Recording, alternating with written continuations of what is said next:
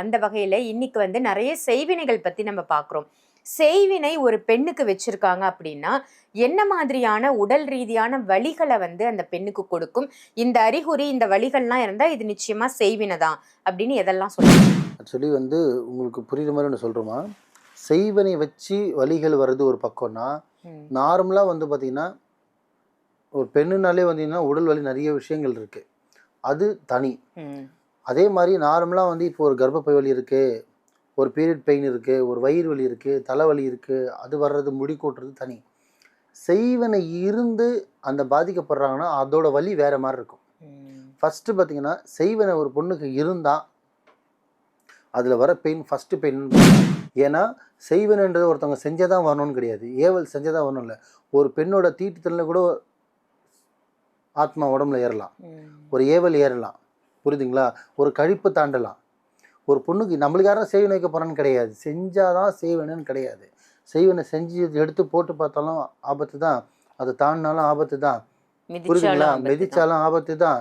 இல்லை நம்ம உடம்புல நம்ம ஆசைப்பட்டு அந்த நம்ம ஸ்மெல்லுக்காக உடம்புல வந்தாலுமே ஆபத்து தான்.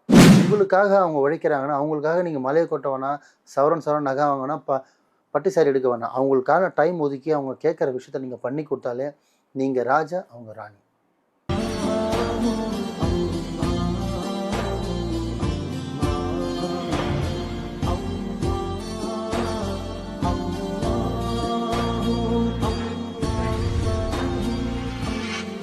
மருஜன்மனையர்கள் அனைவருக்கும் அன்பான வணக்கங்கள். புயல் காவாங்கரை ட்ரிபிள் எம் டவர்ஸ்ல இருக்கக்கூடிய மாலிக் பாய் அவர்களை தான் சந்திக்க வந்திருக்கோம். வணக்கம் பாய். வணக்கம்மா.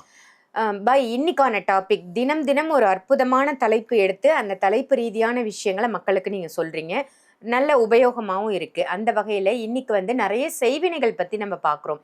செய்வினை ஒரு பெண்ணுக்கு வச்சிருக்காங்க அப்படின்னா என்ன மாதிரியான உடல் ரீதியான வலிகளை வந்து அந்த பெண்ணுக்கு கொடுக்கும்? இந்த அறிகுறி, இந்த வலிகள்லாம் இருந்தா இது நிச்சயமா செய்வினை தான் அப்படின்னு எதெல்லாம் சொல்லுவீங்க? ஆக்சுவலி வந்து உங்களுக்கு புரியுற மாதிரி ஒன்று சொல்கிறோமா, செய்வினை வச்சு வலிகள் வர்றது ஒரு பக்கம்னா, நார்மலாக வந்து பார்த்தீங்கன்னா ஒரு பெண்ணுனாலே வந்தீங்கன்னா உடல் வலி நிறைய விஷயங்கள் இருக்குது, அது தனி.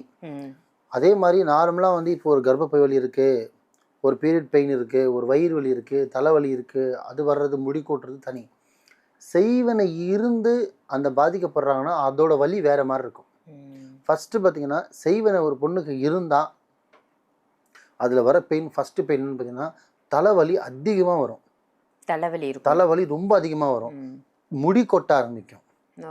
முடி ஏன்னா யோசிச்சு ட்ரெஸ்ன்னு சொல்லுவாங்க இல்லையா, ட்ரெஸ் ஆகிடும், அப்படியே ஒரு ட்ரெஸ் ஆகிடும், தலை பிச்சுக்கிற மாதிரி கோவம் வரும். அப்போ என்ன ஆகும்னா அவங்களுக்கு அந்த முடி உதிர ஆரம்பிச்சிடும். குளிக்க மாட்டாங்க, சுத்தமாக இருக்க மாட்டாங்க, அவங்க கேர் பண்ணிக்க மாட்டாங்க. அப்போன்னா அதனால தான் முடி கொட்டும். அது செய்வேன்னு டேரக்டாக முடி கொட்டதுக்காக கிடையாது. அந்த ட்ரெஸ்ஸை ஃபுல்லாக சேர்த்து அவங்க தூக்கி மொத்தமாக தூக்கி தள்ள போட்டு மன அழுத்தமாக இருக்கிறதுல வந்து சொல்கிறது தலைவலி வரும். நெக்ஸ்ட் வந்து பார்த்தீங்கன்னா வயிறு வலி அதிகமாக வரும்.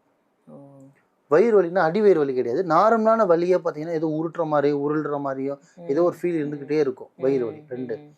3வது பார்த்தீங்கன்னா சீக்கிரத்தில் செரிமானம், சாப்பாடுக்கு நெஞ்சு எரிச்சல் வர்றது, நம்ம வயிற்றுல மருந்துங்கிறது லேடிஸ்க்கு வச்சுருந்தாங்கன்னா அந்த மாதிரி நெஞ்சு எரிச்சல் பிரச்சனைலாம் வரும். 3. 4வது சில பேருக்கு அந்த செய்வினை வச்சவங்களுக்கு பார்த்தீங்கன்னா பீரியட் வந்துச்சுன்னா சீக்கிரத்தில் நிற்காது. 1 மாதம் ஆரம்பித்து அடுத்த மாதம் முடிகிற வரையும் வந்துட்டு இருக்கும்.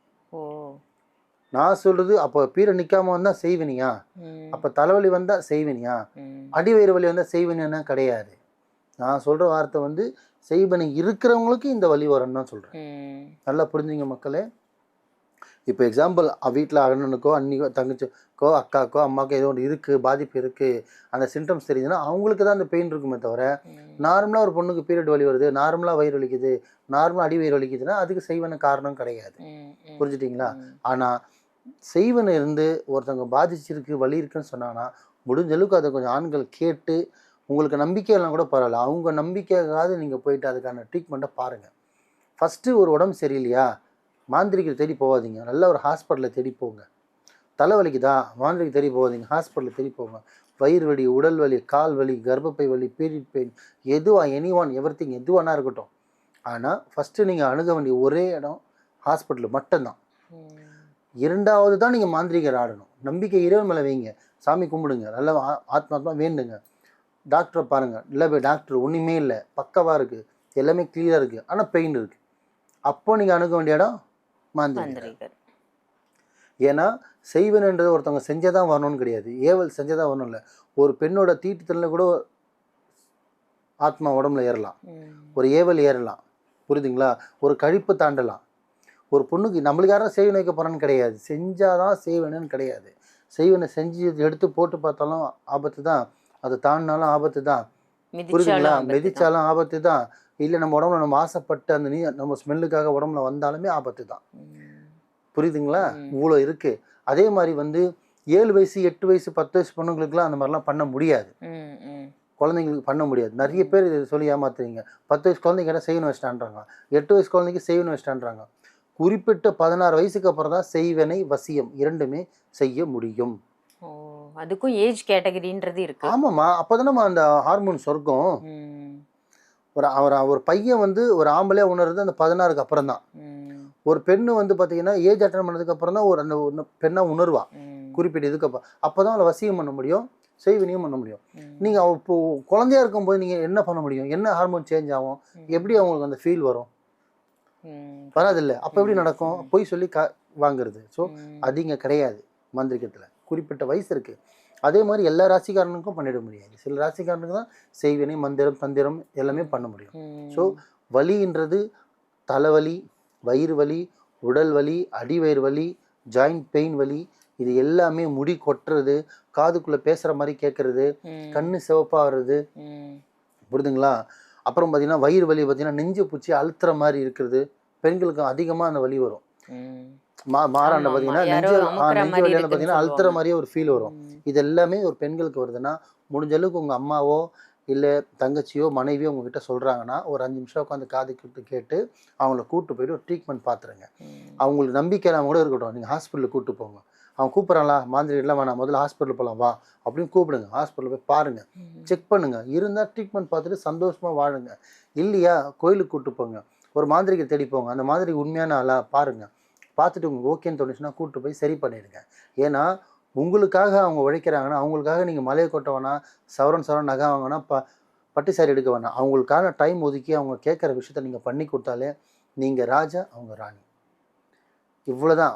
ஒரு பெண்ணை நீ ராஜா மாதிரி வாழணும்னா அந்த பொண்ணு நீ ராணி மாதிரி பார்த்துக்கணும். அப்போ தான் நீ ராஜா மாதிரி வாழ முடியும். ஸோ ஒரு பெண்கள் சொல்கிறாங்கன்னா அதை கொஞ்சம் காது குத்தி கேளுங்க. அந்த மாதிரி கேட்காம இருந்தால் சில பெண்கள் தப்பான இடத்துல போயிட்டு லாக் ஆயிடுறாங்க. தவறான சாமியார்கிட்ட, தவறான பயங்கிட்ட, தவறான ஆளுங்கிட்ட போயிட்டு தவறாக லாக் ஆயிடுறாங்க. நீங்களே கூட போங்க, வாங்க, பாருங்க, நில்லு, உட்காருங்க, நம்பிக்கையோட நில்லுங்க. நம்பிக்கை இல்லையா, உள்ள அமைச்சுக்கூட வெளியே நில்லுங்க. ஆனால் வாங்க, அக்கா கூப்பிட்டாலும் சரி, அண்ணன் கூப்பிட்டாலும் போங்க. நீங்கள் முதல்ல ஹாஸ்பிட்டல் போங்க தான் சொன்னேன், மாந்திரிகை தேடி போக சொல்லலை. அங்கே போய் நடக்கலையா அப்போ மாந்திரிகை தேடி போங்க. ஆனால் பெண்களை கொஞ்சம் மதிங்க மக்களே. ஏன்னா ஒரு தடவை தான் பிறந்திருக்கும், மறுதடவை அக்காவோ தங்கச்சாவோ மணியாவோ திருப்பி அவளே வருவாலாம், வரமாட்டான். நல்லதோ கெட்டதோ இன்பமோ துன்பமோ வந்தாச்சு, பிறந்தாச்சு, நின்று சாதிச்சுட்டு தான் போகணும். நல்லதே நினைங்க, நல்லதே செய்யுங்க, நல்லதே நடக்கும் இன்ஷா அல்லாஹ். சிறப்பு பாய். செய்வினை இருந்தா பெண்களுக்கு என்ன மாதிரி வழிகள் இருக்கும், எப்படி அந்த அறிகுறிகள் நமக்கு காமிக்கும் அப்படின்னு சொல்லி ரொம்ப அழகா செய்வினையை பத்தி தெளிவான பதிவா கொடுத்தீங்க. நன்றி. நன்றிம்மா.